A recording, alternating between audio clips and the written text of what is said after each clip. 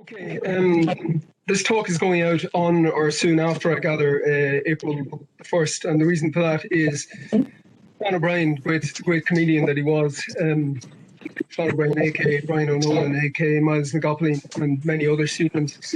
He died with tragic timing on April Fool's Day, 1966.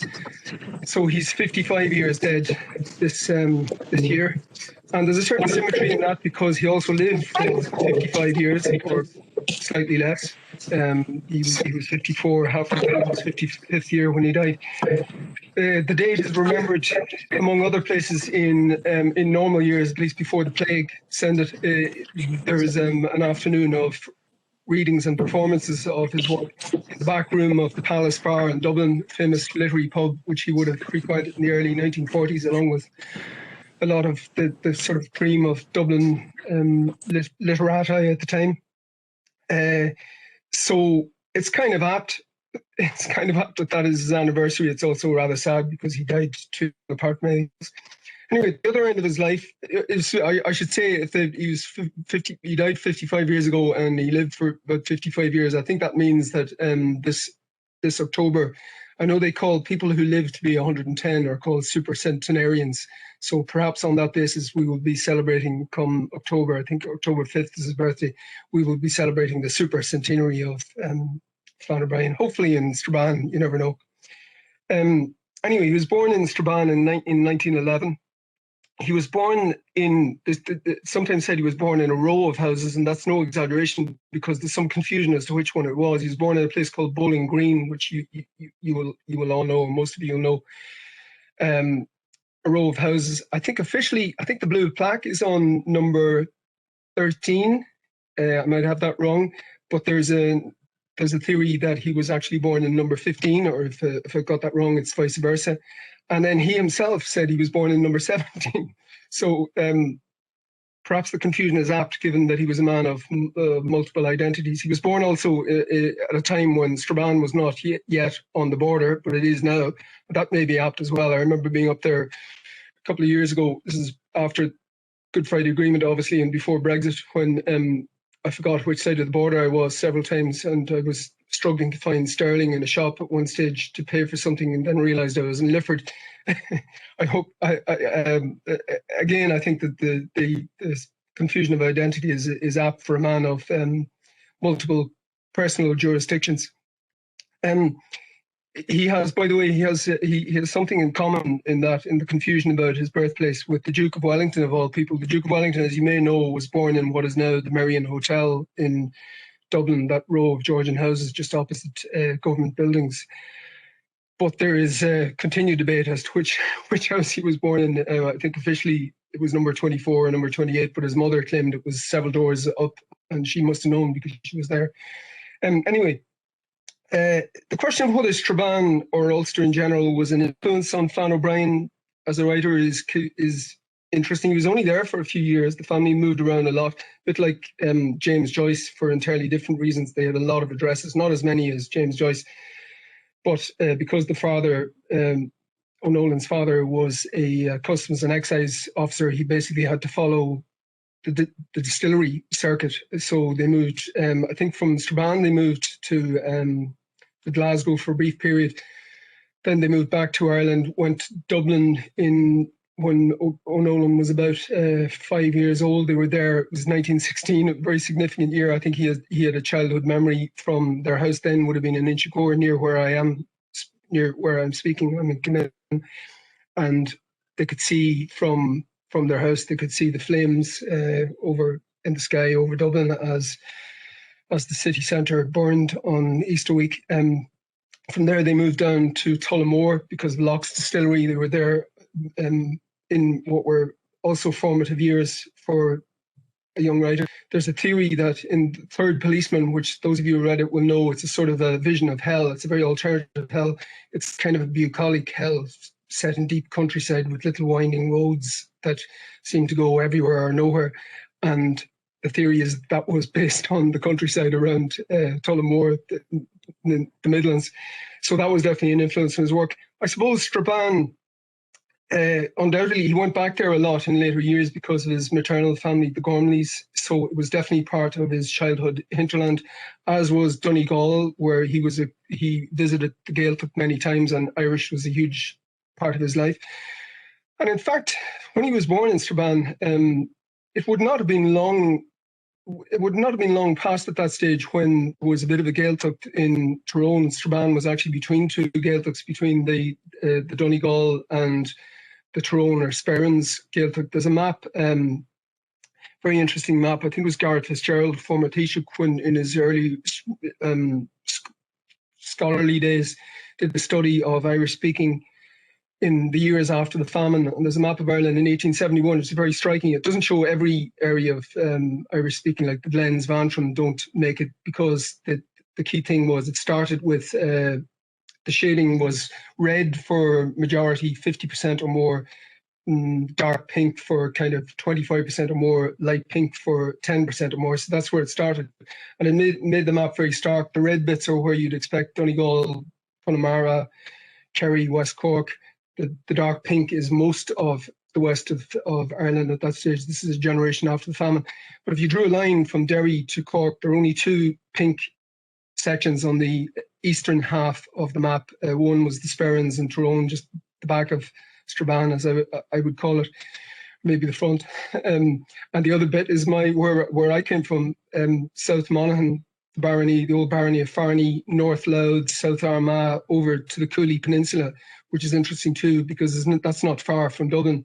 But obviously that was the last remains of the old Kingdom of Oriel, which at its height used to stretch up to O'Neill territory in Tyrone, but it was sort of much reduced over the centuries. So that was definitely part of his background and what fed into his books. And a small thing I noticed in Strabane there, which I thought was significant when I was in the town, was that the PSNI station is just opposite Bowling Green, very, very close. And I think the old RIC station I think that was the site of an older police station that would have been in existence when he was born. And it's interesting that, to return to the third policeman, it's obviously about policemen. A lot of it is set in a barracks, a very alternative, kind of surreal barracks. But even though it was written in 1940, it's set in, there's no mention of Gardaí, or there's no mention of the Republic of Ireland. It's set vaguely in a pre-partition, pre-independence Ireland. There's not really much, there's no reference to current affairs. I think Parnell is mentioned as a recent memory somewhere. But they're policemen, with policemen shaped hats and all the rest of it. They're not Gardaí, and that's interesting. I wonder if that was based on a childhood memory of O'Nolan and Tyrone. Anyway, he where were we? Yeah, I mentioned that he was in Tullamore in his sort of mid to early to mid childhood. And then he moved to Dublin. Then the family moved to Dublin again at the age of 11. This was kind of doubly significant for him because this was their final home. He moved addresses in it many times, but he was a Dubliner for the rest of his life. And he became, unlike a lot of country people who would cling to their origins, however distant, he became almost aggressively a Dubliner. He became, I think his biographer Anthony Cronin suggests he was almost a professional Dubliner. He even adopted more of a Dublin accent that he had. And it was one of the themes that he would often return to as a newspaper columnist. Something behind all the joking, something about which he felt serious. He did have serious opinions, which is that Dublin was ruled by country people, country politicians, country civil servants, whose primary loyalty often was to Mayo or Cork or Kerry, and who never really adopted the city that they lived in as adults. And he thought that explained a lot of the lack of civic pride in Dublin. And it was a recurring theme, as I said, which is interesting because on the one hand, he is, I think, to a large extent, a Tyrone Ulster writer. On the other hand, he is this, super dub, as much a Dubliner in a way as say Brendan Behan, who was born and bred between the canals, as they said. The other significance of them moving moving to Dublin when he was 11, that's the first time he went to school. The O'Nolans had been homeschooled, not I think out of any kind of fanaticism. The father seems in many ways, they spoke Irish at home, I should say. The father seems to have been quite laid back in a lot of ways. It's just a thing they had because of all the moving around. I guess they never got around to sending the older kids to school. It was a very large family. There were about, I think, 12 of them, if I'm not mistaken. And so it wasn't until Brian O'Nolan, this brilliant future scholar, it wasn't until the age of 11 that he actually saw the inside of a school for the first time. And the school that he did see eventually it's a famous school in Dublin, Sing Street, CBS. Lots of people, Pat Kenny went to, lots of very well-known people went to it. If he himself is to be believed, and this may be one of the few things that he wasn't exaggerating about, it was a fairly brutal experience. Just going to quote from something that he wrote, something characteristic in this was from his Cruiskeen Lawn column very late on, I think in the mid-1960s, towards the end of his life. He was talking about secondary schools. Secondary schools are the true scenes of brutality and degradation, and it is with sardonic glee that I give the readers the toast of Sing Street. He goes on to describe some individual features in Sing Street and their idiosyncrasies, but he ends up saying, I remember a loutish teacher announcing that since it was only 6 weeks to the Intercert exam, he was about to start a reign of terror. I'll make ye dense, he said, with unintended pronunciational ambiguity. And this was his quote. This is Myles. I would not be bothered today to denounce such people as sadists, brutes, psychotics. I would simply dub them criminal and would expect to see them jailed. It was towards the end of his life, and for once, as I said, for once he wasn't joking. That was a traumatic experience. He went to Blackrock College for a time before his Leaving Cert, whatever the equivalent was then. Then he went to UCD, where he was remembered as a very good, very clever student. He did eventually, I think he did German for his primary degree, went on and did an MA, which by his own account was very, very mediocre MA in Irish poetry.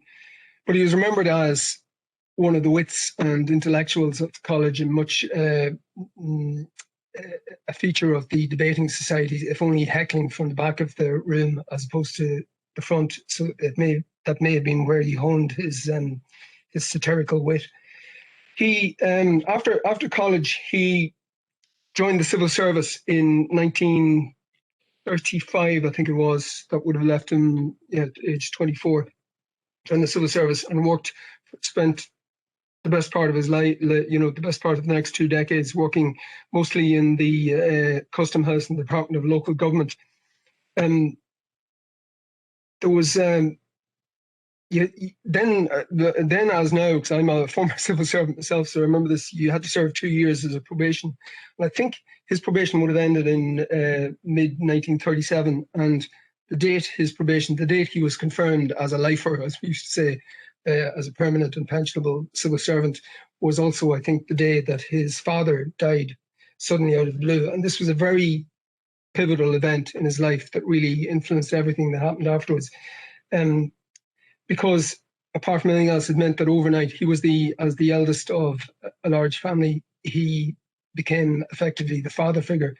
And it also meant he moved from being very, very comfortably well off. He was at that stage, he was a bachelor, and he on a very good salary with wonderful prospects. And suddenly overnight, I mean, lots of people have been impoverished by having large families, but usually creeps up on you gradually. Whereas overnight he inherited this burden. There's a poignant, if I can find it, there's a poignant little quote in, this is a small book called The Brother by Myles O'Neill, who was one of the youngest, I can't remember if he was one of the youngest children in the family. And Myles was alive until a couple of years ago. I used to meet him regularly. He lived well into his 80s, and he would frequently write letters and emails to the Irish Times. I met him once at least in the confession box. He used to drink in the confession box pub, which is got its name from being beside the Pro Cathedral, and because apparently back during the Troubles, people like even Michael Collins occasionally would come in and have their confessions heard in by a friendly priest in the pub.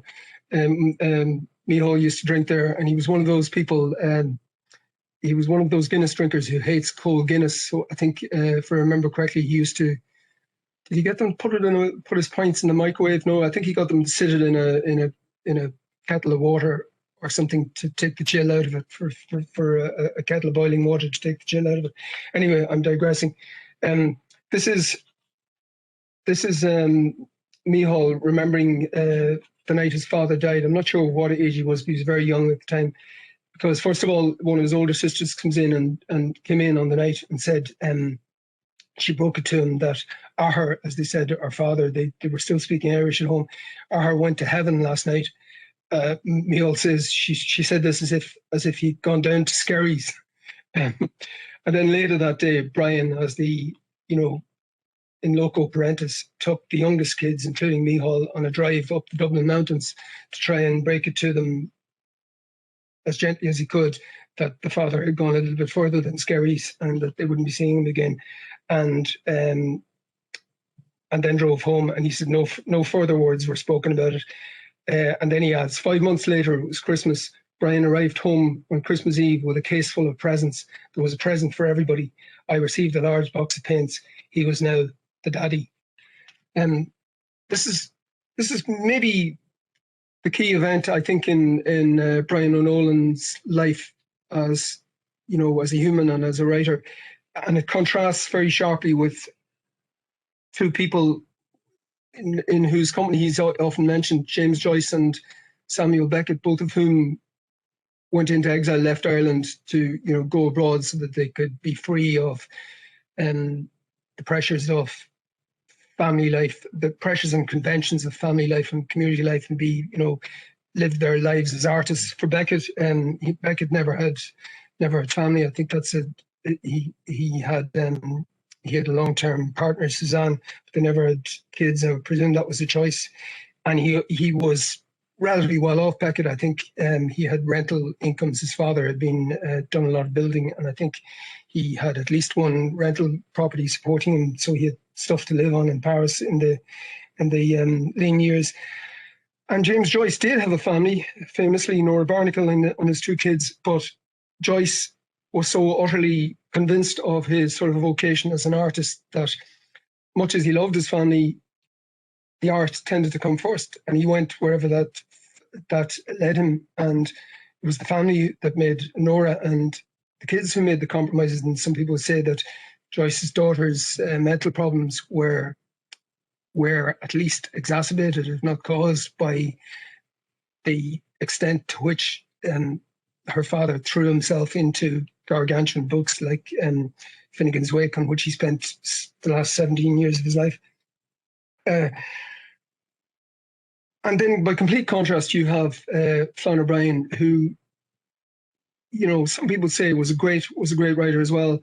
But when, at a key moment in his life, when this family was thrust upon him, he unquestionably accepted the responsibility and took it on, as most people would, most non-artists would.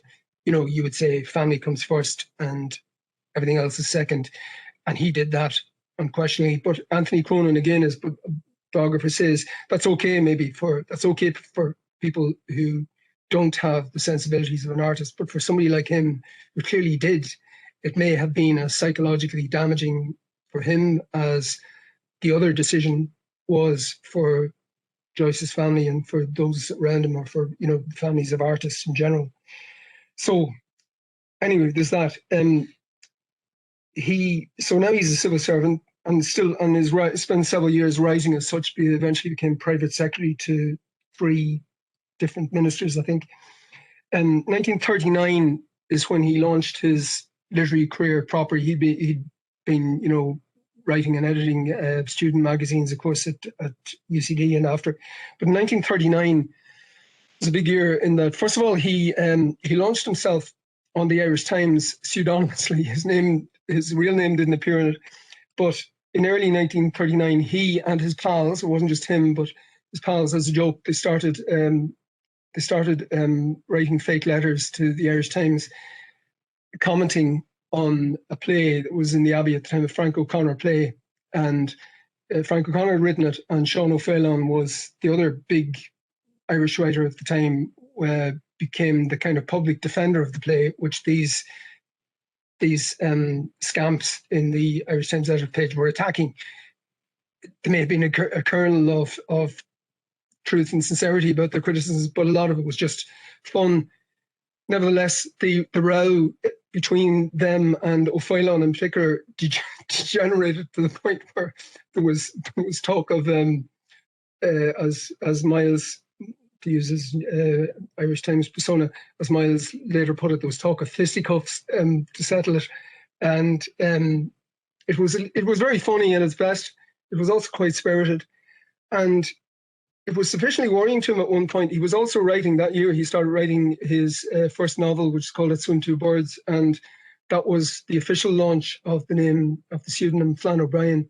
But that name had first appeared, I think, as F. O'Brien, and maybe later as Flann O'Brien, on one or more of the fake letters. And when he realised that, when the book was coming out later that year, it was later in 1939, he was sufficiently worried about people adding two and two together and working out who the architect of the letters was, that he tried to persuade his publisher to change the name that appeared on the novel, but it was too late or whatever. So the novel went out as Flann O'Brien. So the name had been both unofficially and officially launched that year. The novel, as anybody who's read it will know, it's not a conventional novel. It was in a way, it was a response to James Joyce and the fact that through Ulysses and Finnegan's Wake, he had basically abolished the traditional novel. He'd kind of, he'd made it redundant. Flann O'Brien followed on from this, but in a pithier and funnier way. By, for instance, he decided that a novel shouldn't have a single beginning or a single ending anymore. It should have at least three. And so the novel, Let's Swim Two Birds, it's on one level, it's a novel about a man writing a novel whose characters take over the book when he's asleep and start inflicting punishments on him in return for the punishments that he inflicted on them in the first place. There's that. There's Gaelic mythology. Fionn the Fianna and his pals are wandering in and out of the novel for no particular reason. And then it's also a pulp western, cowboy western, albeit set in Dublin, the Rings End Cowboys.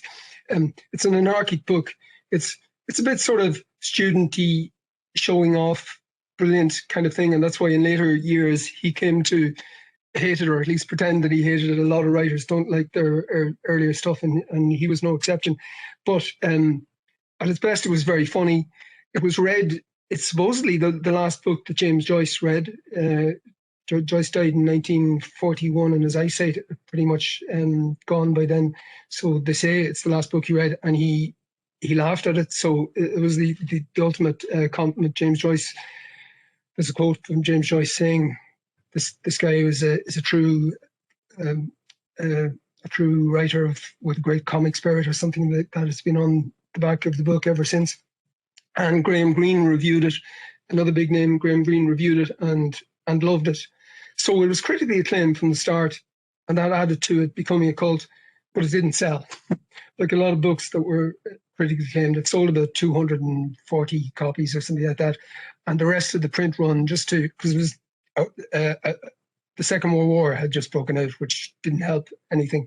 And just to make that point, just to emphasize that point, the rest of the first print run was firebombed in the warehouse of Longmans in London. The German firebombs destroyed it. So it was as if the Germans, the Nazis, who were bad news for a lot of people, it was as if they had it in personally for Flann O'Brien, the writer. They certainly didn't help his career. So the book, I suppose, was commercially it was a failure. It didn't really establish him as a writer. It also created an artistic problem because it was so disrespectful of the traditional novel. It kind of threw the traditional format of a novel in a bin, and it was just this, anarchy between the covers. What would you do as a follow-up? Like, that must have been a big problem. What you can't, after writing that book, can you go back and write, a formulaic novel with a beginning, middle, and end? And he must have wrestled with that, but he solved it rather brilliantly, I think, with his second novel, which was written immediately afterwards in 1940, and it's called The Third Policeman, which you mentioned already, which is, in one sense, it is conventional. It has a beginning, middle, and end. It's also unconventional. It's a murder mystery where we're told who did it in the opening line, and we never find out his name because he didn't know his name. In other ways, it's very it's even more surreal in some ways than the previous book. It's just full of brilliant comic invention. Not so much, not necessarily laugh out loud as some of the passages in that Swim Two Birds maybe, but just as a sustained sort of comic vision of hell, as we find out, which is what is being described. It is, I think, a masterpiece, and it's his favourite of my books. But, and this is another tragic difference between Flann O'Brien and the likes of James Joyce. It was turned down because there was a war on now, and obviously the publishers were thinking harder about what they were reluctant to take risks with material that didn't fit into a certain formula. So it was turned down by at least one publisher, maybe two. I'm not sure. Now, most writers, a lot of writers would, there's no joke about people who have wallpaper their rooms with rejection slips before finally getting the break. And the serious artists like Joyce, you spend 17 years writing a book that to this day, only probably hundreds of people have actually read all the way through, and there were bits of it coming out, and people are saying the man's gone mad. He's written this book in a language, it's not English, it's in a dream language. He and anybody else would have given up after months, or certainly after a few years. Joyce keeps ploughing on because he's got a vision for 17 years, doesn't care what anybody thinks, is completely convinced of the worth of his project. Flann O'Brien is the absolute opposite. He never really believed. As soon as the book was rejected, I think the first time he thought, oh, there's something wrong with it. He threw the manuscript of The Third Policeman in a drawer, and it never came out again in his lifetime. And in the meantime, he made lots of, he invented cover stories for what had happened to it, because people knew he'd been working on a book, and they were saying, what happened to the book? And there were various exaggerated versions of how he had lost the manuscript. The most regularly repeated one that you'll hear is that he was driving, it was one of his trips to Donegal, he had it in the boot of the car, and that the boot had flown open, and that the manuscript was scattered all over the countryside between here and Donegal. So maybe some of it was in Tyrone, which might be apt. But as I said, it never saw the light of day again in his lifetime, which is a bit of a tragedy. The other thing that happened in the meantime was the letters to the Irish Times, the letters campaign, was effectively, I don't know if he thought of it as such, but it was an audition for a job as columnist with the Irish Times. He was, by then, I think he was hanging around in the Palace Bar, which you mentioned beforehand, the back room of the Palace Bar, where the very eccentric editor of the Irish Times, Robert Smiley, used to hold court. He would be in the middle of a room where all the other Irish Times journalists, and then rippling out in circles, poets and writers of the time, Patrick Kavanagh, Francis McManus, all these people would meet, an entirely all male, of course, fraternity, and they would drink their night. And I think Flann O'Brien Brian O'Nolan was among the crowd there at that stage. But I don't know if the letters were a conscious audition for the job, but at any rate, they got him a job as a columnist. The joke was that Smiley who'd been kind of in on the joke. He kind of knew who some of the big letter writers were, but he didn't control it either, and so he wasn't sure. After a while, he'd be reading letters and wondering, wait, is this real or is this? And there's a line, there's a quote somewhere where he says, I can detect the fine Italian hand of Mr. O'Nolan in this, but he began to see Brian O'Nolan's fingerprints on everything. So partly the idea of giving him a column was in a way to rescue the integrity of his letters page and get him to pour his ingenuity into actual column. The other thing that Smiley liked, Smiley was, in keeping with the tradition of the political tradition of the Irish Times, he was a Protestant and a Unionist. He had fought or done something during the First World War. I can't remember. He was on the front line, but he was he certainly wrote a lot about his past military career. And the paper had been traditionally Protestant stroke Unionist. It had very reluctantly adapted to life within an independent Ireland from the 1920s onwards. It had chosen to throw its lot behind Cumann Gael, the forerunners of Fine Gael, as the lesser of two evils. It was blatantly anti-Fianna Fáil, in the early 1930s, didn't trust De Valera. So it was repositioning itself awkwardly in this free state, still, we still officially the king, as it was at the time, the King of England was also still the monarch in Ireland. Can't remember had the post boxes been repainted at the time, but so there's still the Irish Times readership. A lot of them would still have been singing "God Save the Queen" while giving their reluctant loyalty to the new Free State government throughout the 20s and 30s, and as part of it was part of his repositioning of the paper for this new reality, is that he hired Myles and gCopaleen to write a column in Irish. Not only in Irish, the early column appeared in Gaelic print, in the Gaelic type, and the Irish Times had to buy special typesetting equipment to reproduce the Gaelic alphabet, which was still in not exactly general use then, still widely used, but it was dying out at the time. And so his columns started to appear in this language, which Smiley, the editor, couldn't understand a word of, but he knew that it was brilliantly funny. And the other thing that justified the decision, it was a kind of an in-joke by Smiley at the expense of other newspapers like the De Valera's Irish Press in particular.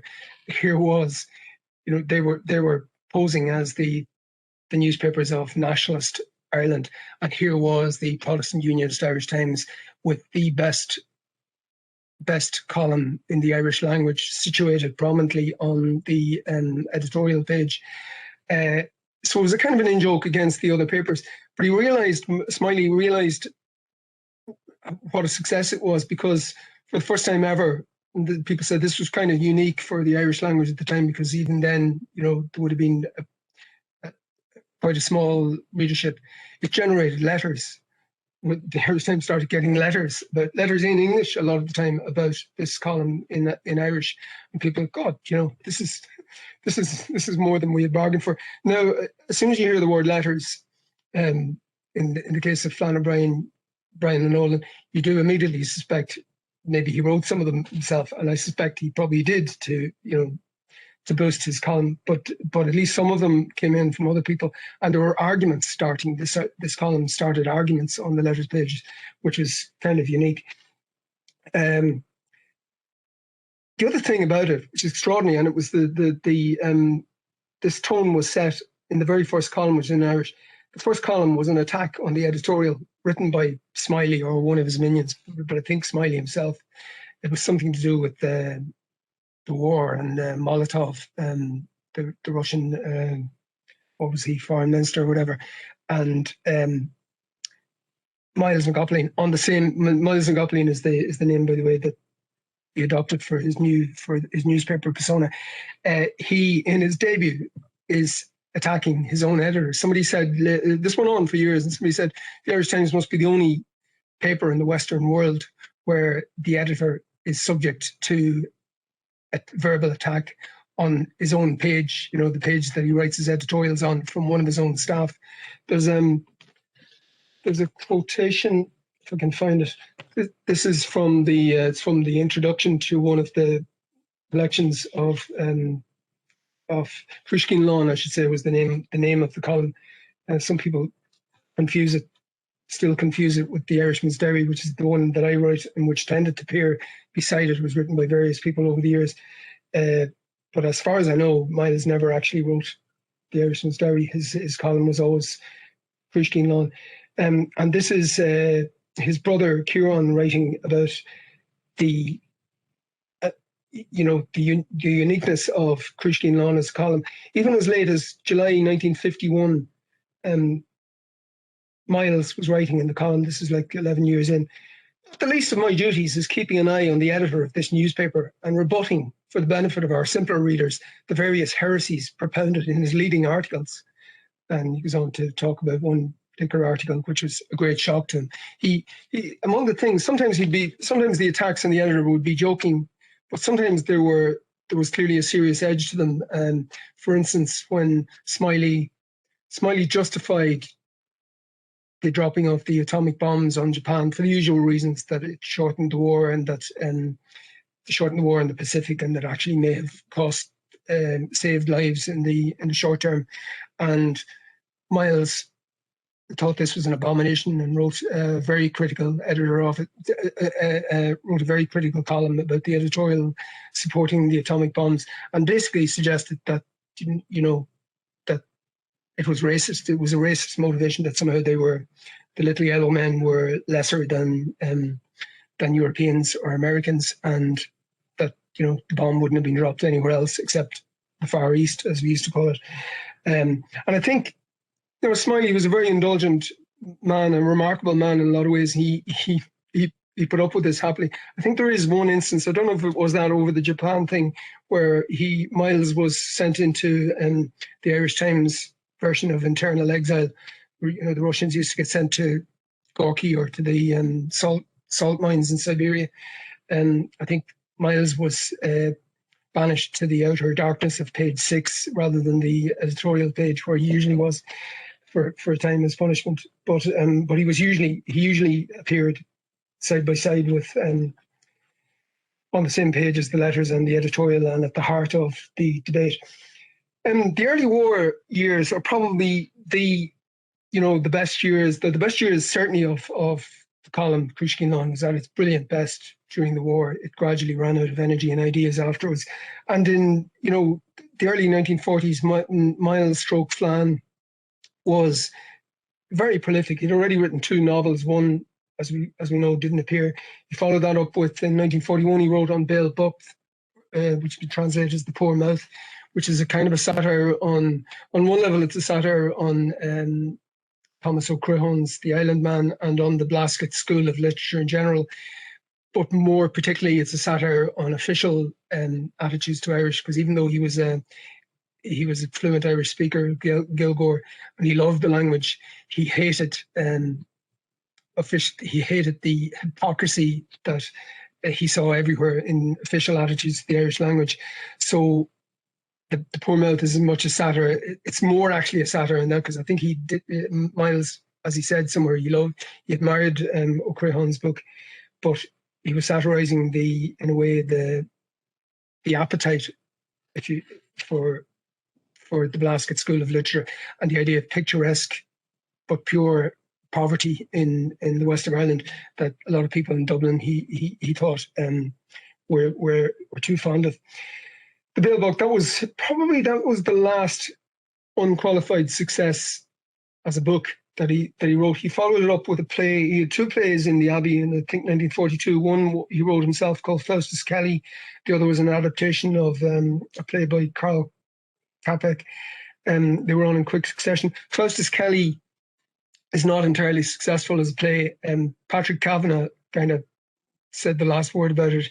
He used to say for years afterwards, the first act of Faustus Kelly was the funniest thing he'd seen on the Dublin stage for years. It was a kind of a mixed compliment, because it tended to imply that the second act was a bit of a disaster, or at least I saw it once, and it basically the play it sets up a problem, as you were, an interesting problem in the opening act, and then just fails to resolve it. Really, it just kind of runs out of ideas, so it fell flat, and it isn't much performed these days. Then, as I said, he did the adaptation of the insect play by Capek, and then in 1943, around then, he still a fairly high-ranking civil servant and still at the top of his powers in that as well. And in 1943, the pivotal event in his career was that he was secretary to the tribunal into the Cavan orphanage fire. I don't know if any of the listeners will recall this, but in 1943 there was a terrible fire at a convent in Cavan, and 35 young girls died in it. And it was said afterwards that a contributory factor, at least, to the fire, to the death toll, was the nuns' reluctance, because it happened at night, the nuns' reluctance to evacuate the place in time, because it would have meant the girls appearing in the streets of Cavan in their, night attire, and this couldn't be allowed to happen. And that in the time it took for there to be a more orderly evacuation, many lives were unnecessarily lost. Anyway, there was a tribunal into it, of course, under a judge called James McCarthy, and the tribunal, like a lot of tribunals, it came up with some long, roundabout, convoluted findings, mostly to do with the fact that the fire was caused by an electrical fault, and no doubt it made recommendations as to how this should be managed. There wasn't so much about the nuns' role in it. And Myles, as secretary, he had to write up the report, and he was, thanked as such by the minister. His name actually, as his real name in Irish, Brian O'Neilan, which is at most civil service at the time, he went by his Irish name, appeared in the Irish Times in connection with, which is one of the very rare occasions that you see his real name in the Times in those years. And he officially, but I mean, he wrote the report. He wasn't up to him to. It wasn't like it wasn't creative writing. He was writing down. He was summarising what had been said and what had been found. His real thoughts about the fire were a lot more cynical and were expressed in a limerick composed no doubt in the pub afterwards. And the limerick goes as follows: "In Cavan there was a great fire. Joe McCarthy went down to inquire. If the nuns were to blame, it would be a shame. So it had to be caused by a wire." That's maybe a hint of the tensions that must have existed between Myles, the newspaper man on the one hand, who writes about everything and anything and is a man of strong opinions, and then the civil servant swore to the Official Secrets Act, who has to do his job and often write basically lies on behalf of his minister of more senior civil servants. That must have eaten away at his soul too. We can only surmise, because he didn't. So far as I know, he was quite faithful to his official secrets vow and never told any stories or leaked them. We could fast forward a few years to 1947. By now, the Unveiled Book, that was his last novel. That was to be his last novel for 17 years. Then Faustus Kelly, probably the last sort of book-size thing that he published, after which Faustus Kelly was written as Myles na gCopaleen. The Unveiled Book was written as Myles na gCopaleen. The previous two novels had been written as Flann O'Brien. As the novel writing part of the O'Nolan franchise went silent now for the best part of 2 decades, and from then on, he was mainly still writing the column most days, the newspaper column most days, while continuing to carry on his civil service career. And both were certainly from the end of the war, late 40s onwards, well into the 50s. Both his columnist career and his civil service job were kind of running out of energy, palpably, and he became. Well, so we'll get back to his absenteeism in the civil service briefly, but by 1947, his reputation as an artist was on the wane as well, and there was a very damning profile written in the Bell in 1947 by a man. I think it was anonymous at the time. It was written by a man called Thomas Hogan, and the theme of it was, anyway, that he was a brilliant failure. and specifically, it said he was typical of a generation who had grown up in the city of James Joyce, George Bernard Shaw, Oscar Wilde, all these brilliant writers, of which there was now nobody to equal. They were in a city where they were living in a city where great things had happened. And Hogan's summing up, and this became the kind of official verdict on Myles the writer for many years.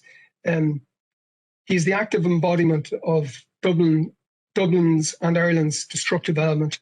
His best work at Swim Through Birds is far behind him, and the line of his present work, i.e. the newspaper column, is brilliant but futile. So he's still admitting, it's a backhanded compliment in 1947, is still admitting that the newspaper column is brilliant, as it was then pretty much consistently. But because it's not a book, because it's not between the covers of a book, it's worthless, it's the idea was that only novels counted. Now, there had been actually, that's the other thing, from 1943, there had been a collection of his columns published as the best of Cruisking Lawn. So that was out there. So it was a book, but that wasn't really considered, that wasn't, by bibliophile snobs, that wasn't considered, legitimate literary work. So that idea became the kind of official verdict on Myles from 1947 onwards. He was somebody who had great promise, but basically had failed as a writer. The end of his civil service career came in early 1953. It had been on the wane for many years. He had become notorious for his increased absenteeism. He used to joke, I think he even joked in his column on occasion, that the Scotch House pub, which is across the quays from the Custom House, he used to call that his office. And on at least one occasion, he was the subject of an official complaint when one of his seniors said, I believe you were seen going into the Scotch House during pub hours, and he corrected them. Myles corrected them by saying, you mean I was seen coming into it? So in other words, he probably had a good idea who the informant was, and it was somebody who was there already, but was telling on him for being there. He was drinking more and more by this stage. He was absent a lot.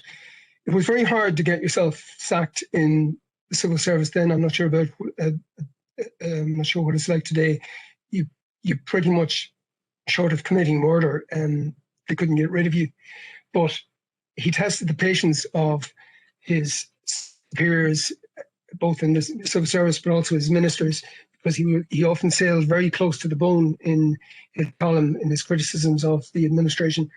What saved him once was that, and this was true, that he was not always the author of Cruisking Lawn. The name Myles gCopaleen, it used to be said that he had two regular stand-ins, his old college friends, both called Niall Montgomery and Niall Sheridan. Niall Sheridan worked in RTE, I think, as a senior editor-producer. There's not so much evidence of Niall Sheridan writing the column, but Niall Montgomery, we know, wrote a lot of his columns as Myles gCopaleen. It can be hard to tell which is which. I mean, Montgomery was a very funny writer in his own right, not maybe genius as Myles. Montgomery's main profession was as an architect. So whenever you see Cruisking Lawn writing about architecture, especially in the 1950s or early 60s, you can have a good idea that it's Montgomery rather than Myles. But anyway, this knowledge was out there that there was more than one. That there were more than one author. So if anything particularly damning of a minister or of the government appeared under the column, Myles's friends within the department, his sort of those who looked out for him, would say, "Oh, that's not necessarily him who wrote that," and so he wasn't. This is the fact. Despite the fact that when he walked around Dublin, people who read the Irish Times would address him as Myles. He was like publicly associated with the column, but he had that get out clause. What contributed to the beginning and the end was a series of columns that he wrote some of you may have heard the story before. I apologise for retelling it if you have. He wrote a series of columns in protest over a stopped clock on a business premises in Pearse Street in Dublin. This is kind of typical of the thing that he would take on as a cause over the years, because it was to do with civic pride. It was a clock on the front of, standard big clock on the front of a coal merchant's. Coal merchant was a man called Andy Clarkin, and Andy Clarkin happened to be, I think he was a Fianna Fáil politician, and he was the mayor of Dublin at the time.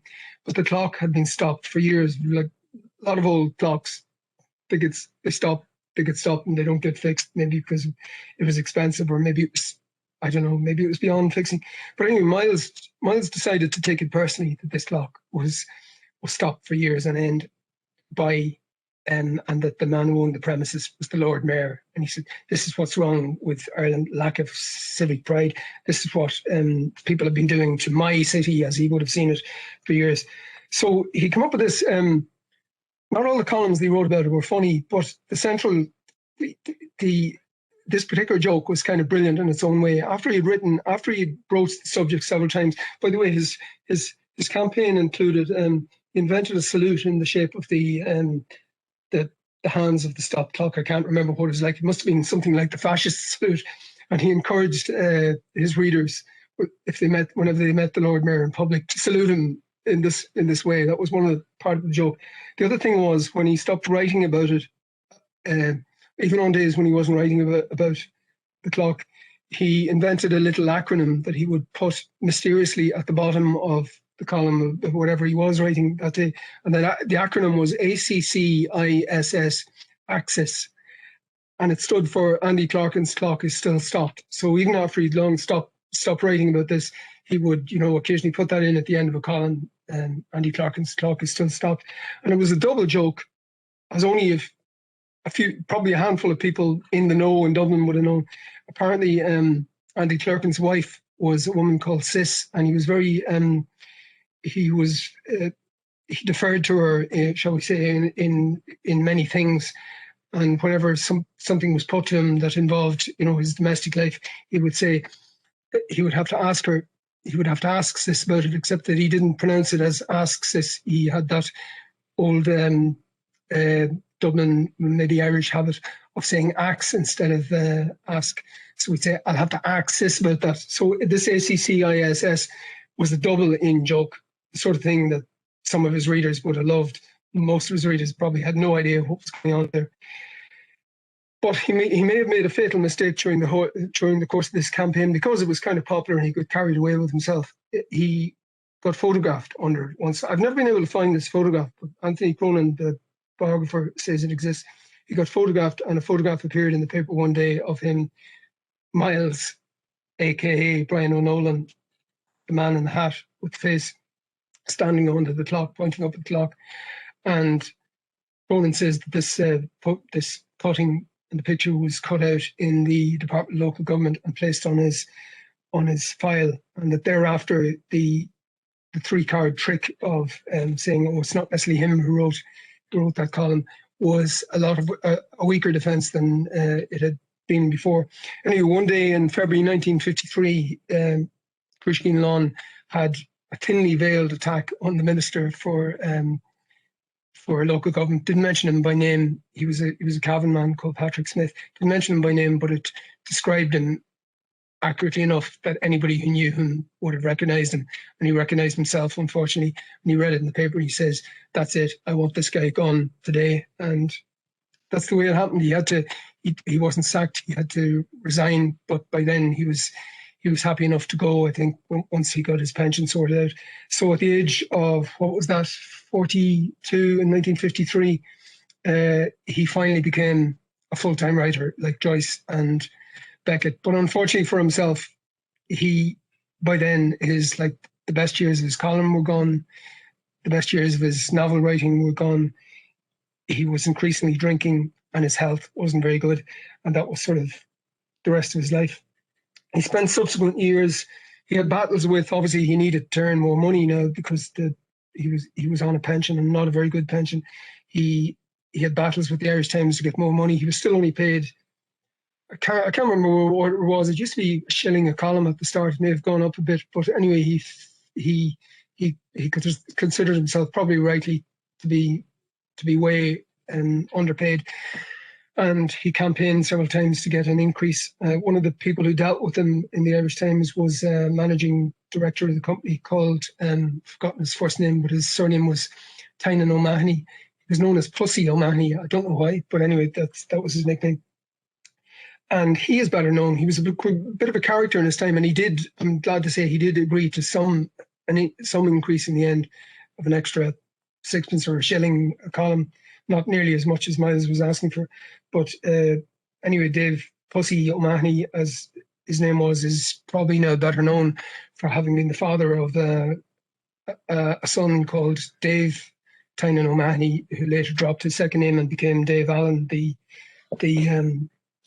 famous BBC stand-up comedian of the 70s and 80s. The Irish Times seems to have an odd association for an ostensibly very serious paper. It seems to have had quite a few comedians in it over the years. Another person, not then, but a little bit later, another person who worked in it as a sub-editor was Wilfred Bramble, who would be known to older listeners as the man who played Steptoe in Steptoe and Son. He was slumming it in the Irish Times until he got discovered by television, British television. The later years of the 1950s, early 60s, well, late 50s in particular, probably the lowest ebb in Brian Nolan's life and career. The turning point came in 1959 when a young man called Timothy O'Keefe, who he worked for a publisher in London. I've forgotten the name of the publishers, but Timothy O'Keefe remembered having read At Swim Two Birds at Oxford, and he loved it, like a lot of students would have done at the time. It was a favourite book, and it had since kind of disappeared, and very few people would have read it because, as we've heard, it only sold a couple of hundred copies. But he remembered it, and he had very fond memories of it, and decided he wanted to bring it out again. So he went to Flann. He says, "I want to republish this book," and by then O'Nolan had only contempt, or said he had only contempt for the book. It was juvenilia. He said he didn't really rate it. Nevertheless, he would have been quite flattered that somebody was taking an interest in his early work, and he was only too glad when it was republished, as happened in, I think, 1959. And then the immediate fruit of that was it also encouraged him to write another book after what was 17 or 18 years at that stage. And he wrote a book called The Hard Life, which is a flawed book. It's kind of funny in ways. Cronin calls it a small masterpiece. I think it's a very small masterpiece. He himself said the best thing about it was it was a very accurate representation of Dublin speech of the time, which was what he was aiming to do, and which he also claimed James Joyce. He used to say that was James Joyce's greatest talent, despite all the other highfalutin ideas he had. It was basically reproducing Dublin speech. And so the book, it wasn't a great book, but because it was a book and it was the first one in nearly 2 decades, it was well received. It got pretty good reviews. It sold pretty well too. So suddenly he was back in the book writing business. He followed that up with a rather more difficult book. Was rather more difficult for him to write, called The Dalkey Archive. Now you would think, again, an ordinary person would think that, especially after A Swim Two Birds came out and then he writes The Hard Life, the obvious thing surely now would be to dig out the manuscript of The Third Policeman and ask Tim O'Keefe, for one, what he thought of it.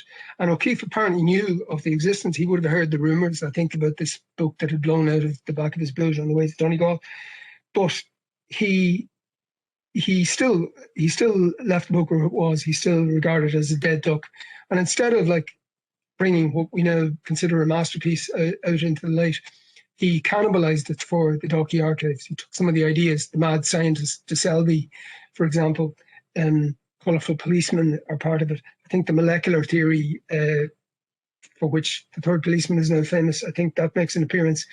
It had some of the same surreal humour. It wasn't nearly as successful a book artistically, in my opinion. I think it's the weakest of all the books that he wrote. Nevertheless, he had quite a high opinion of it, and that was published to reasonably warm reviews towards the end of his life. So he did enjoy that last revival. I'm also glad to say, as a book writer, he enjoyed the revival.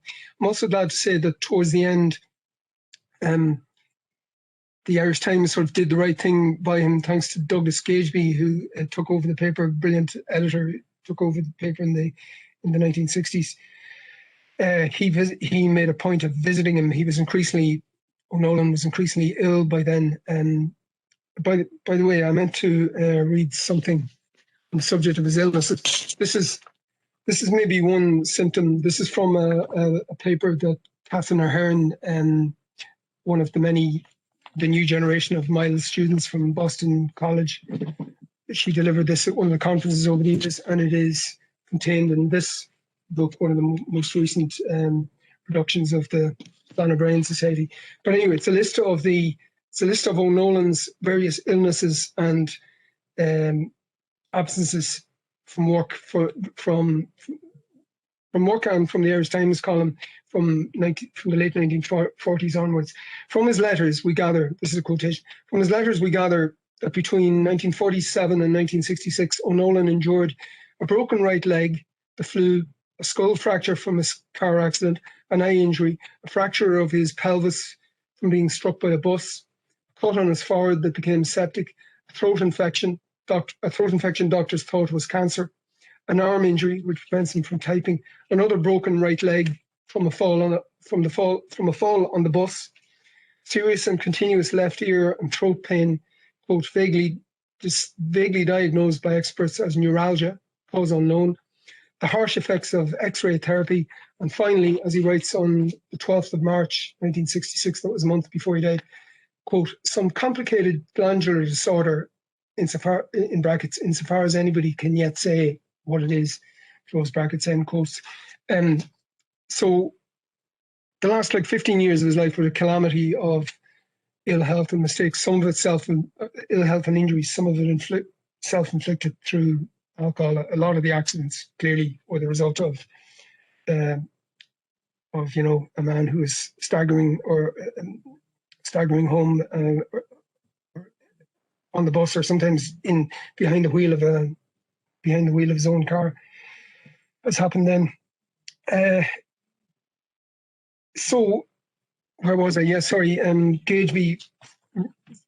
One of the things Gageby did for him, because he was increasingly not, his columns were increasingly not appearing in the paper, either because of reasons of quality or also because they were libelous in some cases, and they would get lawyered, as the case may be, and spiked, as the expression is. So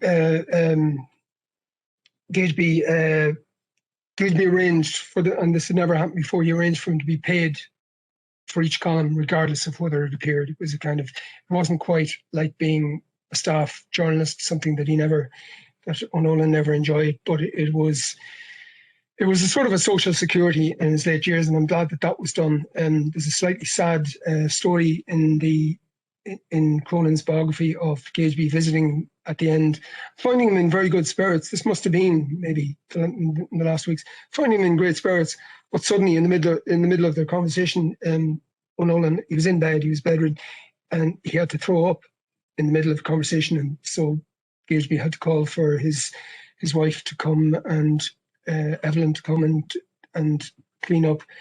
And as he said, he had to look out the bedroom window while this was going on. And he said as soon as it had been cleaned up, Myles just continued talking as if nothing had happened, and he was still completely undaunted. But sometime very soon afterwards, he died, as we said earlier, on April 1st, 1966. Died suddenly and quite quietly at the age of 54 and a half.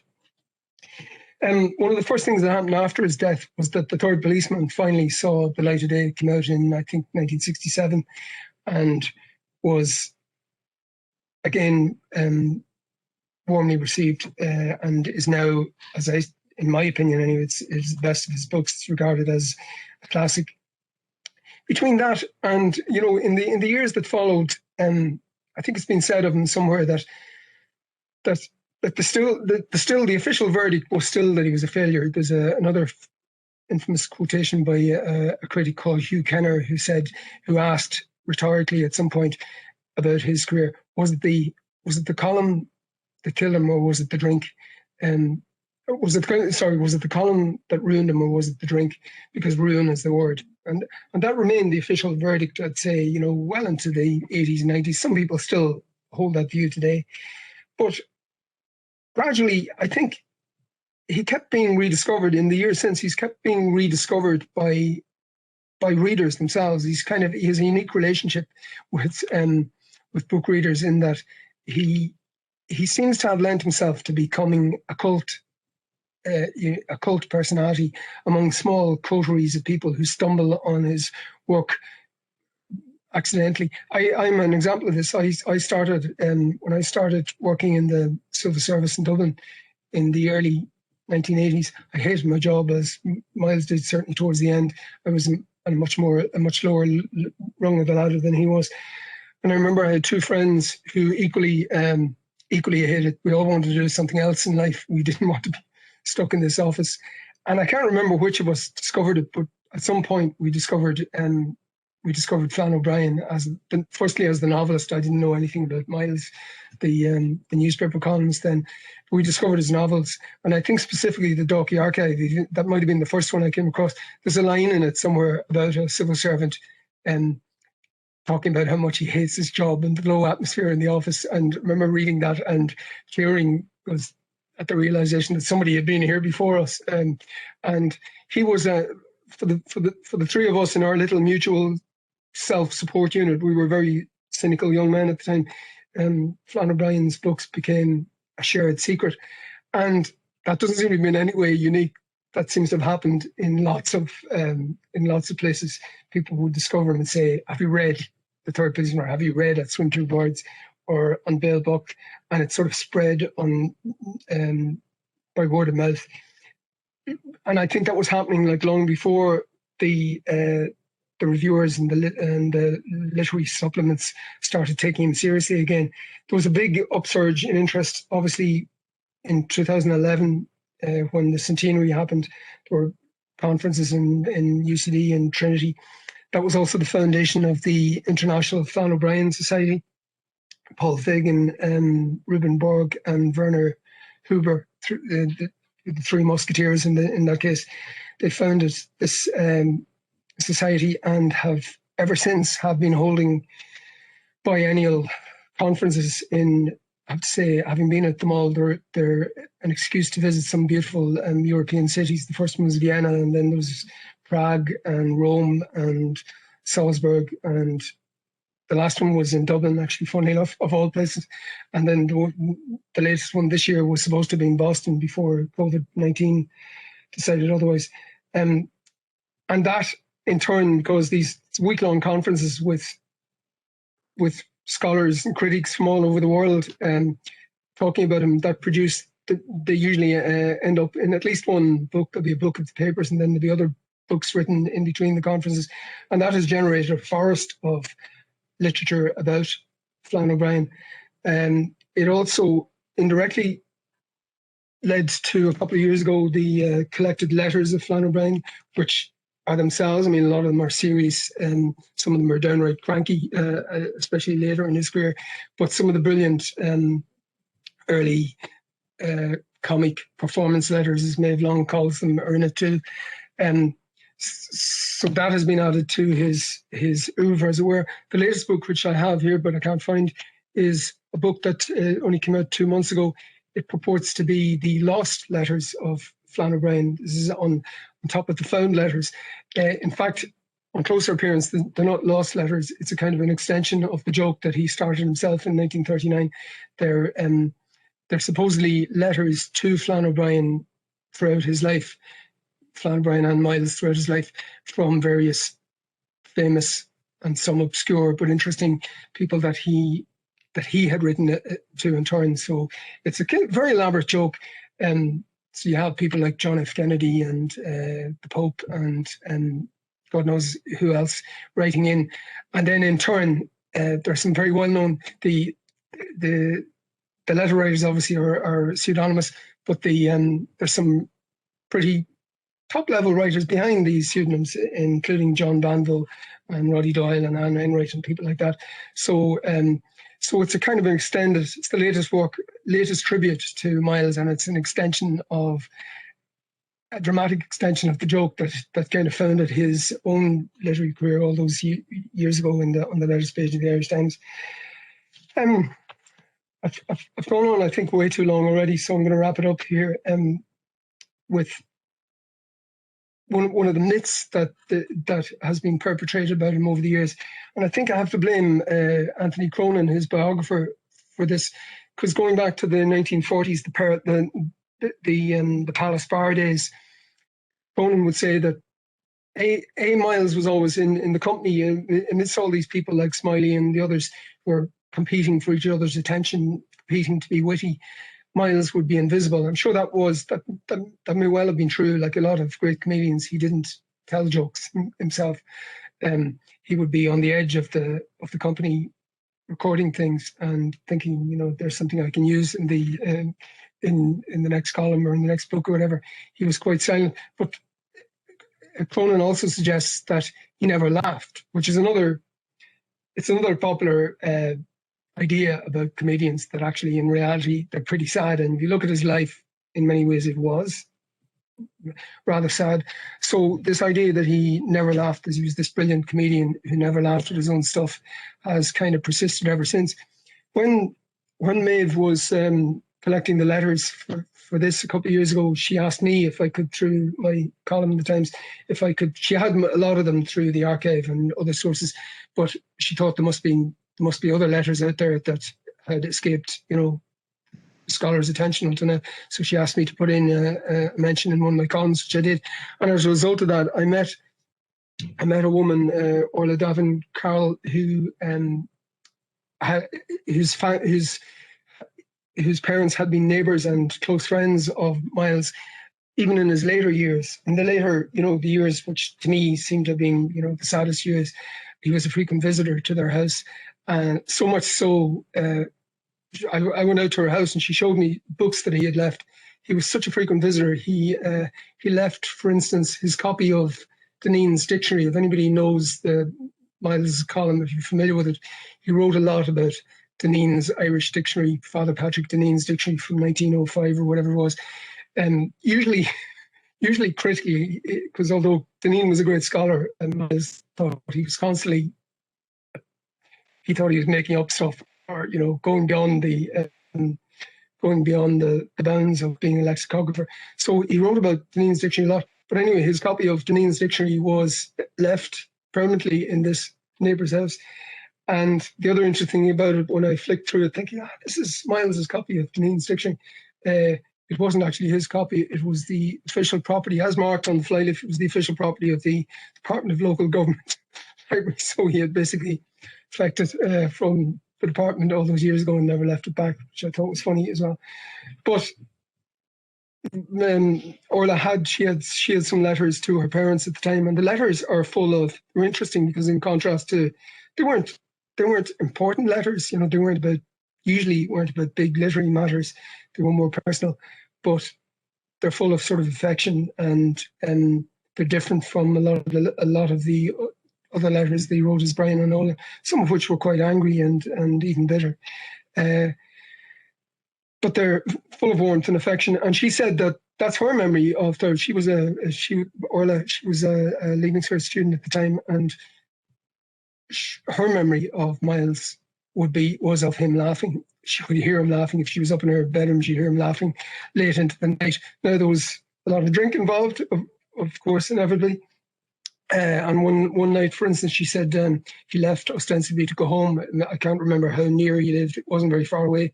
But apparently he didn't get further than the front hedge, and they found him sometime later. I don't think it was next morning, but they found him an hour or two later, asleep in the front hedge. And afterwards, when they got him up and sent him home again, there was a hole in the hedge, the shape of a Brian O'Nolan shaped hole, which they kept affectionately for quite a while afterwards as a sort of a monument to him. But anyway, the the joy of hearing from the main thing I took from that was that Myles actually did laugh. Maybe he did more laughing at the end of his career, sad and all as it was, at the end of his life, than he had done as an earnest and serious young man. I'm going to cut it off there. I think I've gone way beyond my time. But I'll just say one thing, because this is not going out live. If it was going out live, I'd throw it open the floor for questions, and I can't do that. But I'm going to anticipate a question, and on the basis that there might be people, I hope might be people listening to this who haven't read Myles and who might be interested in reading him and wondering where to start, which is a question people still ask today. I would start with The Third Policeman, certainly as the novel. It's my favourite. But also this, if you can get your hands on it, this was the Best of Myles collection. It's been republished over the years. And a big tip, I know somebody once told me, I'm trying to read Finnegan's Wake. It's very long, a very long work in progress. About halfway through. It's taken me nearly as long as it took Joyce to write it. Somebody said with Finnegan's Wake, the biggest mistake you can make is to start on page 1. You should start somewhere on chapter 6 or 1.6 or something. It's much easier to get in there, and it doesn't matter where you start the book because it's a big circle. Well, this is not a big circle, but if you are reading The Best of Myles, because there's a lot of repetition in it, I recommend you start at the back, the miscellaneous section, which is where some of the best stuff is. And with that word of advice, I say thank you for listening if you have, and best wishes. That's great, Frank. Thank you very much. I'm sorry, I don't even want to look at the clock because I'm afraid once I started talking, I couldn't stop. Do you know what? It was absolutely brilliant. Really, really good. I give a brilliant oversight, for us, especially for our exhibition too. That we'll be, putting on display in the Alley Theatre in Strabane in May. So I want everybody just to, obviously keep an eye out for any events that we have coming up. And, thanks again, Frank, for all your time and that brilliant interpretation of the life of Flann O'Brien. Thank you. Thank you.